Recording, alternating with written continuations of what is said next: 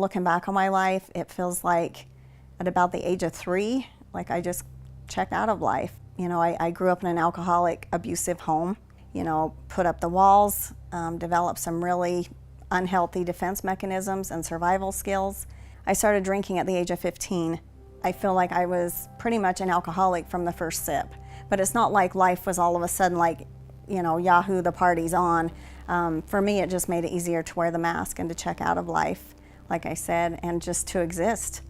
From there, life just got even darker. My addiction story ends with a 6-year meth addiction, where I was using meth every day for 6 years, rather, other than like the crash days. And in that 6 years, life was just really, again, it was just really dark. I remember thinking to myself one day in the motel room, because up to this point, we walked away from everything.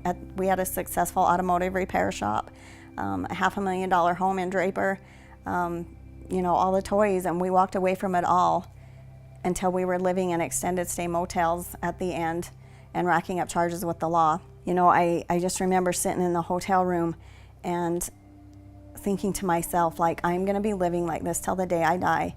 And at that point, again, hoping death would come sooner than later, because I didn't know any way out of addiction. Like I said, for the most part, I lived that life of numbness and dysfunction from the age of 3, to 39, and I didn't know how to get out. I got arrested, and 10 days into that jail stay, I had the conversation with myself sitting in that cell on my bunk that I was done. Like, I didn't feel like there was any hope left. I hadn't talked to my family in 6 years. My husband was in jail. For the most part, everything was gone, and it just seemed like life would be better without me, or better, be better than being here. And I tried to commit suicide that day in my jail cell. And something changed, though. Something happened that night in that jail cell. And, I got out of jail, and I started doing whatever I could that was positive. Like I said, I was just catapulted forward to start doing something different. And, anything and everything positive I could get my hands on. I found some meetings, and I walked into them alone. You know what I mean? Like, I had no one. And before I knew it, I just started to develop this, host of friends, and a fellowship grew up around me.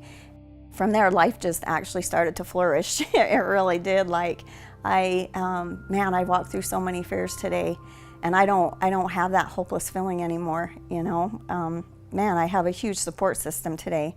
I attend about 10 recovery groups a week, Seeking Safety, Double Trouble, and I ended up getting involved with an entity called Addict to Athlete, and I started running, which I never considered myself a runner, but that is one of my coping mechanisms today. I started running at the end of 2015, and I am now set to do my first marathon next month. Sometimes it's kind of weird because I don't want to sound like I'm bragging by any means or boasting, but, to have came, sorry.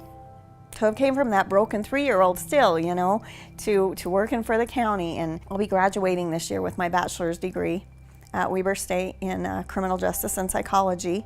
From there, right now, the plan was to go to law school, and that still might be in the cards, but I think I'm going to go for a master's in public administration or public policy. That's a lot where my hope lies today. My hope and my purpose in life today is giving back, and by sharing my story. Like, if I can touch one person's life with my story, that recovery is possible and these things are possible, I hope to make a difference even, up and beyond that.